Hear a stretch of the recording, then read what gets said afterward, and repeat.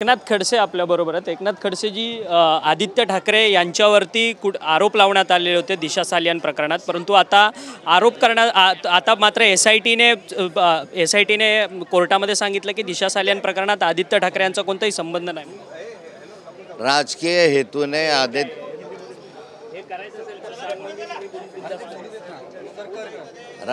हेतूने आदित्य ठाकरेंवर अशा स्वरूपाचे आरोप केले ज्याने त्याच्यामध्ये या संदर्भामध्ये त्यांची बदनामी होईल। महिलेच्या संदर्भामध्ये वारंवार या संदर्भामध्ये आदित्य ठाकरेंनी याच्या संदर्भामध्ये डिनाय केलं की माझा याच्याशी संबंध नाही, परंतु वारंवार या गोष्टी विधानसभेमध्ये विचारल्या गेल्या, विधानसभेबाहेर चर्चेला गेल्या आणि आता एसआयटीने न्यायालयामध्येच आता ॲफिडेविट करून सांगितलं की दिशा सालियान प्रकरणामध्ये आदित्य ठाकरेंचा रोल नाही आहे किंवा काही संबंध नाही।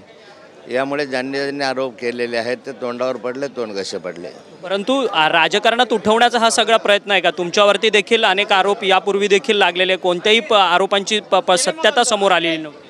अलीकडचं राजकारण अत्यंत घाणेरडं झालेलं आहे, त्यामुळे आरोप करायचा आणि मोकळे व्हायचं, त्याच्यामध्ये पुरावा द्यायची गरजच नाही। आणि त्यामध्ये आदित्य ठाकरेंविषयी असाच आरोप केला गेला जो माझ्यावर दमानियांनी किंवा अनेकांनी या ठिकाणी दाऊदच्या बायकोशी माझं बोलणं झाल्याच्या संदर्भातला आरोप होता, पण त्या तथ्य काही नव्हतं। अनेक आरोप माझ्यावरही केले गेले, त्या मीडिया ट्रायल झाली, परंतु त्याच्यामध्ये काही निघालं नाही, परंतु बदनामी बाकी होत राहते। पुण्यामध्ये एक महिला अत्याचाराची घटना समोर आलेली आहे। कोंडव्यामध्ये एका 25 वर्षीय मुलीचा जो आहे तो घरात घुसून संपूर्ण अमानुष कृत्य तिच्यासोबत करण्यात आलं, लैंगिक अत्याचार करण्यात आले, अशा पद्धतीची ही घटना बाहेर। या महाराष्ट्रामध्ये दररोज अशा लैंगिक अत्याचाराच्या फार मोठ्या प्रमाणावर घटना घडत आहे। पोलिसांचा धाक राहिलेला नाही। जळगाव जिल्ह्यामध्ये अलीकडच्या कालखंडात 3-4 घटना याच्यामध्ये दिले, पोलीस शोध घेत आहे, शोध घेऊनही मग पोलिसांना अत्याचारी सापडत नाही आणि त्यामुळे मॉरल वाढून राहिलेला आहे आणि याचं पोलिसांचं नियंत्रण नसल्यामुळे पोलीस यंत्रणा जी आहे ते अकार्यक्षम झालेली आहे। धन्यवाद, तुम्ही आमच्याशी बातचीत केली।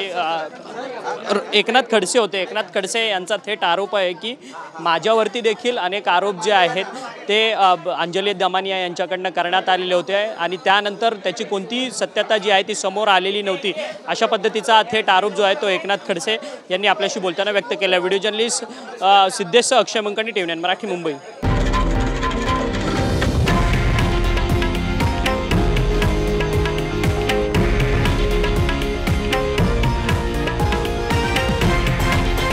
हे आहे देशातील नंबर 1 न्यूज नेटवर्क आणि आपण पाहत आहात TV9 मराठी, एकमेव।